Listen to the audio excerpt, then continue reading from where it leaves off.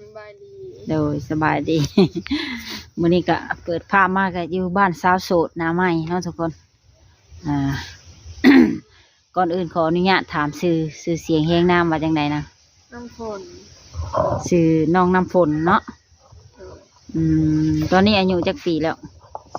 19 ปีอืม ผ่านมาเขาเคยแต่งงานหรือบ่ไม่เคยยังบ่เคยจักเทื่อเนาะเคยไปหาเงินอยู่เมืองไทยอยู่บ่ ไม่เคย เออโรงเรียนได้ซะเข้าอยู่บ่เข้าตอนนี้เรียนจบแล้วบ่หรือว่ายังยังเรียนอยู่ห้องใดเดี๋ยวม.6 เดี๋ยวนี้ก็ยังเรียนอยู่เนาะคือว่ามื้อนี้เฮาออกมาเปิดใจบ่นะแม่เปิดใจหาคนคุยซื่อๆบ่หรือว่าหาคู่ชีวิตไปเลยหาคู่ชีวิตไปเลยหาคู่ชีวิตไปเลย ถามว่าเพิ่นมักเพิ่นฮักเฮาแล้วโรงเรียนเฮาได้ซะก็หาเรียนจบก่อนหมายความว่าคบไปพร้อมเรียนไปพร้อมเนาะแต่ว่ายังบ่ทันได้แต่งงานซื่อๆประมาณนี้เนาะเฮาออกมาเปิดใจมื้อนี้มีสเปคตั้งไว้อยู่บ่บ่มีผ่านมานี่เฮาก็เคยมีสู่มีแฟนอยู่บ่บ่เคยยังบ่เคยหากมีอยู่บ่คนเว้าหยอกเว้าใหญ่กะพอมี โรงเรียนที่เฮาเข้าน่ะไกลบ่จากเฮือนเฮาเนี่ยบ่ไกลประมาณจักกิโลเมตรประมาณ40 กิโลขี่รถย่างไปก็ได้ย่างไปก็ได้บ่ไกลปานใดเนาะยังอีกปีหนึ่งจบแม่เนาะม.7 มีความฝันตั้งไว้อยู่บ่ว่าอยากเป็นหันเป็นนี่เป็นตำรวจอยากเป็นตำรวจแบบเขามีแนวความคิดในใดเขาจะคิดอยากเป็นตำรวจคนในเฮือนเคยเป็นอยากเป็นคนในเฮือนเขาบ่เคยมีไผเป็นตำรวจและคิดอยากเป็นขอโทษเด้อถามพ่อแม่ก็ยังหมดบ่ยังมีไอ้น้องคิงกี่คน3 คนเจ้าเป็นลูกผู้ที่เท่าไหร่เป็นลูกกบเป็นลูกสาวกกเลยน้อง2 คนนั้นไม่ยิ่งบ่หรือผู้ชายผู้หญิงกับผู้ชายแสดงว่าลูกยิ่ง2 คนลูกชายคนเดียวพ่อแม่เขาก็เป็นพนักงานทหารตำรวจบ่เป็นประชาชนธรรมดาอยู่ในเฮือนเจ้านี่มี5 คนบ่อยู่กับป้านำแล้วก็ลุง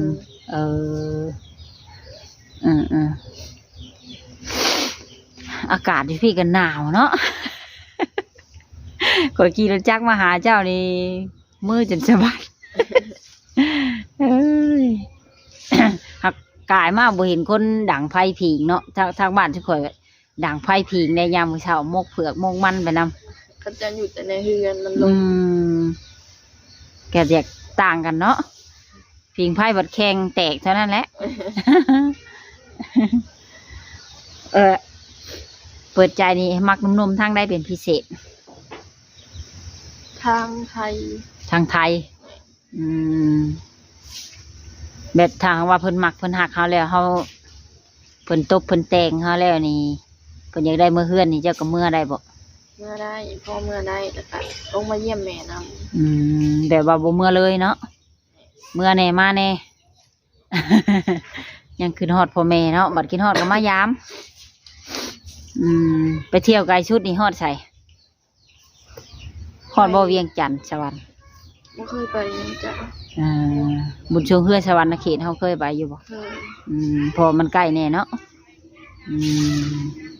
เคยอยู่บ่ไปลอยกระทงเคยไปกับแม่กับน้องบ่แม่นไปลอยกับผู้บ่าวเนาะ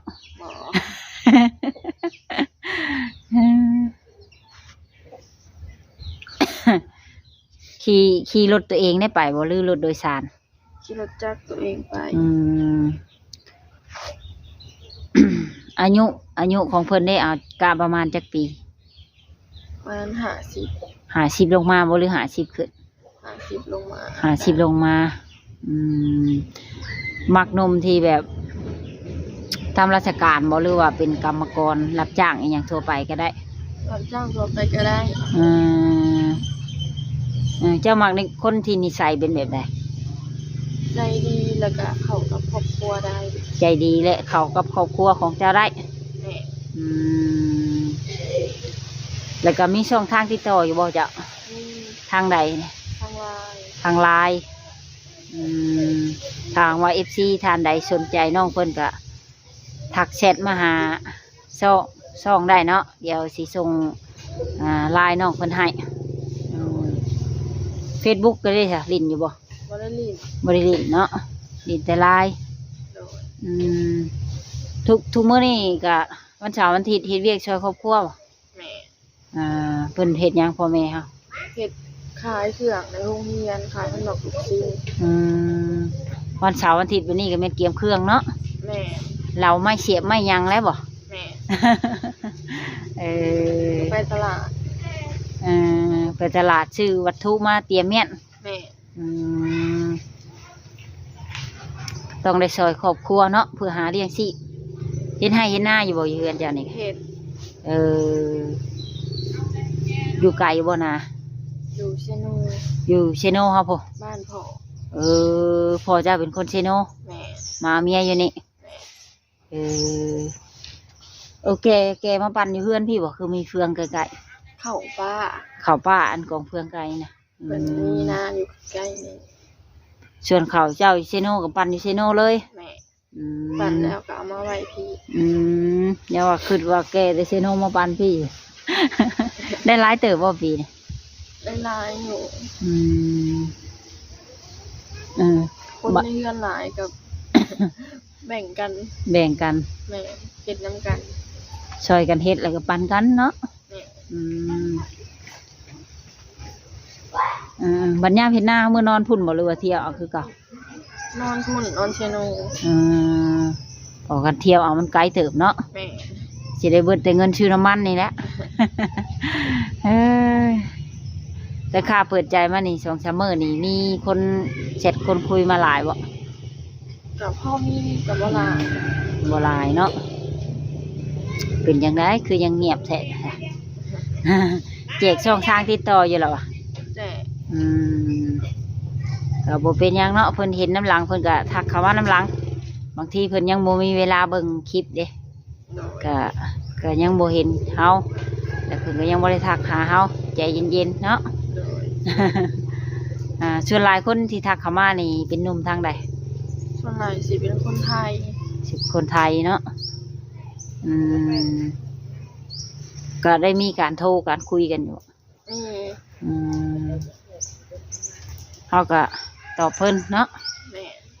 มีบ่เสนอมาแบบว่าคอยมักเจ้าเลยเด้อฉันสิมีน่ะบ่แบบ กับพ่อมีบางคนก็อยากมาคอเลย เออ เดี๋ยวเจ้ายังบ่ทันตัดสินใจบ่หรือว่าอะไร แม่ นะ ว่ายังเรียนอยู่ อืมสรุปคืออยากมีผู้ว่าพร้อมอยากเฮียนไปพร้อมนะเนาะความหมายของน้องเนี่ยเนาะ รีจบแล้วข่อยแบบ อ่า คบหากัน เรียนจบเลยจัง คุยไปก่อน อืมเรียนจบแล้วจังว่ากันเรื่องแต่งดองแต่งหยังบาดน่ะ โดย อืมตอนนี้คือน้องยังอยากเรียนอีกจักปีหนึงก็จบดอกเนาะ แม่ เรียนให้มันจบตามคาดหมายเสียก่อนกับประมาณนี้ทุกคนอาเจ้าสะดวกรับสายเพิ่นช่วงเวลาใดกะวะ ประมาณตอนเลิกโรงเรียน เออ ตอนแรก ช่วงแรงเนาะ แม่ เลิกเรียนนี่ก็ประมาณ4 โมงปลายเพื่ออาบน้ำอาบในแล้วก็5 โมงยังเนาะ แล้วก็ไปเก็บผ้าหนึ่งแม่นะ ไปเก็บห่านให้แม่พร้อมอีกหากคุยได้อยู่เนาะ ใส่ป้าไว้ อืม ก็ได้ ทางว่าเพิ่นเสร็จเพิ่นยังมาหากระตอบเพิ่นในเด้อ โดย ยันเพิ่นน้อยใจเด้ ก็สมมติว่ามีหนุ่มๆนั่งถาเบิ่งเจ้าอยู่เดียวนี่เจ้าอยากฝากหยังถึงเพิ่นแบบว่าเขามาแบบบ่ต้มบ่ตัวบ่ประมาณนี้นะ ใส่เปิดใจให้แน่เด้อกับ อืม สนับสนุนในการเรียนให้แน่ อืมอยากให้เพิ่นช่วยในการเรียนเฮาเนาะอืม เพราะว่าทุกมื้อนี้ก็อาศัยเงินก็มันก็มีบ่หลายปานใดเนาะ แม่ อืมคือว่ากำไรพ่อแม่เขาค้าขายนี่ก็เก็บซิบเก็บหาเนาะนะส่งเสริมเจ้าพร้อมส่งเสริมน้องพร้อมอีก แม่น้องก็สองคน น้องก็2 คนเขาโรงเรียนไปเลย แม่ อืมอืมก็ถือว่าพ่อแม่เขานี่ก็แบกหาภาระหลายเติบเนาะเลี้ยงลูก3 คนส่งเรียนพร้อมอีกบ้านเจ้านี่อันเฮือนเจ้านี่ตั้งอยู่ทางเขาของบ้านแม่นบอก แม่ อยู่บ้านนะยังอยู่ในพุ่น แม่ เอ หลายหลังคา ยังไกลเติบบ่แต่นี่หาในบ้านเจ้า บ่ไกล เออเดินเพิ่นเตะทางเขาบ้านเลยทุกคนนะแต่บ้านนี่มีดงหลายเนาะ แม่น้องเลยค่ะ อืม ไหนก็ทางหลังก็แม่ อืม ทางข้างก็เป็นโรงงานจี ใกล้โรงงานดินจีเนาะบ้านเฮานี่ก็ไปเป็นกรรมกรอยู่นี่หลาย บอกชวนไรทางอื่นมาเป็น เออทางอื่นมาเป็น รียก เวียงนาโพดอืมก็โอเคฉันเนาะนะสำหรับคลิปนี้ก็สิได้ขอจบคลิปไว้เพียงเท่านี้ทางว่านมท่านใดสนใจน้องเพิ่นอยากได้ไลน์ได้ช่องทางติดต่อก็ทักมาหาทางแอดมินได้เนาะทุกคน โดยสำหรับคลิปนี้ก็สิได้กล่าวคำว่าสบายดีโดย